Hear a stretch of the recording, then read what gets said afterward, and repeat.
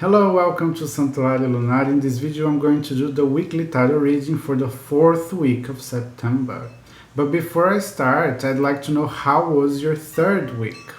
We saw last video or last week that this week was about getting things or seeing things happening and starting projects, relationship, many other things that we would focus on, they will start to develop. But at the same time, we saw that other things could end, and the feeling of disappointment or doubt would be around our minds, like, is it really now? Is it really over? Is it right like this? So, what happened for you during this week? Tell me in the comments below.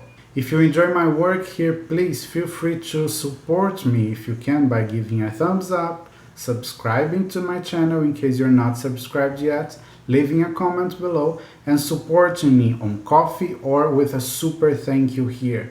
If you ask me which one I prefer on Ko-fi because the super thanks has a fee, a YouTube fee, which is very expensive. But anyway, feel free to support me wherever you can. Thank you so much. So let's start for this week, the 4th week of September, starting with a Sabbath. Mabon Sabbath for the Northern Hemisphere and Ostara Sabbath for the Southern Hemisphere.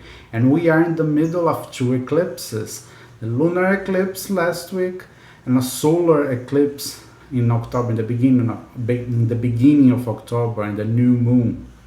So it's an intense week for many reasons.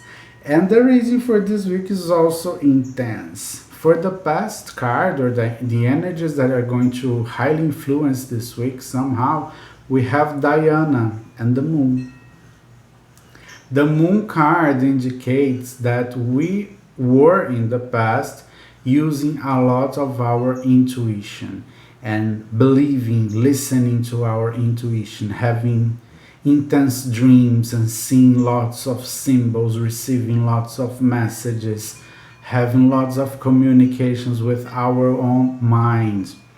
So think about all the things you witnessed in your own mind, in your own experiences for the past weeks. Maybe these things are going to bring some kind of knowledge or some kind of ideas that are going to influence this week. Probably in a positive way, because the reading is intense but positive. So think about it. What were you thinking about? What were you meditating on? What kind of insights did you have recently? They are important now. For the present card, we have the Wawalak and oppression. This card is very heavy. It indicates we are going to feel overwhelmed by things, by situations, by problems, and we are going to feel like there is no way out. To make it clearer, I don't know if you remember or if you know the story of the Wawalak. There are two sisters, twin sisters from Aboriginal mythology in Australia. Their story is that they were living in peace and looking for a place to raise their kids. As you can see in the card, they are crying and each one of them is holding a kid. So they were looking for a place to live properly and raise the kids. And they found a lake, and you can also see the lake in the card. So they found a lake and they decided to live by this lake. But then some stories suggest that they started to throw some things in the lake, and this was polluting the lake. But it was not their intention to pollute. But the snake, the rainbow snake Yurlungur, lived in the lake. It's another goddess. She emerged from the lake and punished these women. She swallowed them both. And they lived inside Yurlungur's belly. So they lived in the dark, in the complete darkness. They could not see the light, and they thought they were done. They were done for. They would never leave that place. So this is the feeling for this week. This kind of oppression, like feeling we are lost somehow in something or somewhere, and we can't find the way out. We are just waiting for something to rescue us. But their story is a positive story because in the end, Yurlungur regrets what she's done. She thinks that she did too much to punish them, so she give the Wawala back to light to the world. So everything solved like this. So this card suggests that this week we are having this drama, feeling overwhelmed and feeling a lot of pressure, a lot of things to solve, a lot of situations, a lot of problems, blah, blah, blah, and we are waiting for someone to help us or something. But it's good in the end, so it's not something bad. That's the thing.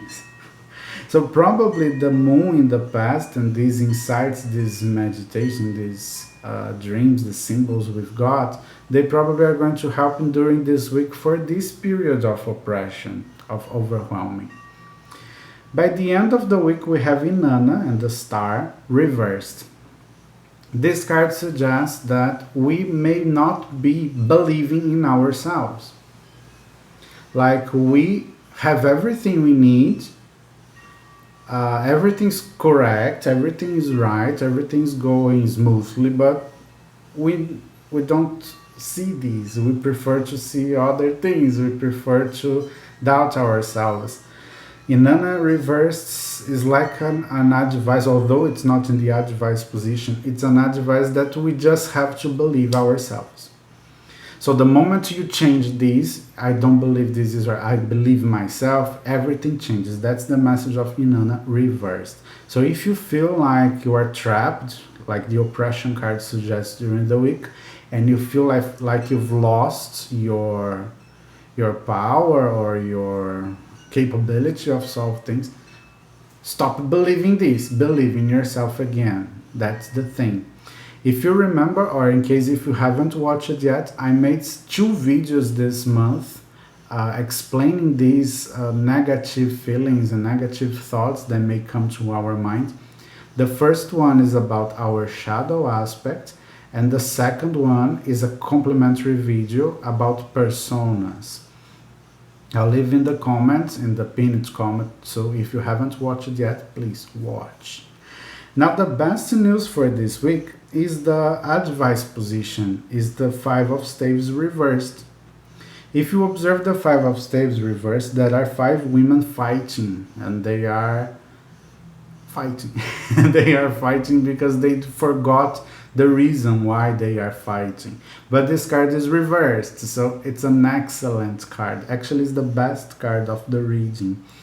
It says that there's going to be, it's in the advice position, so we have to look for it. It's not just waiting for it. A unification.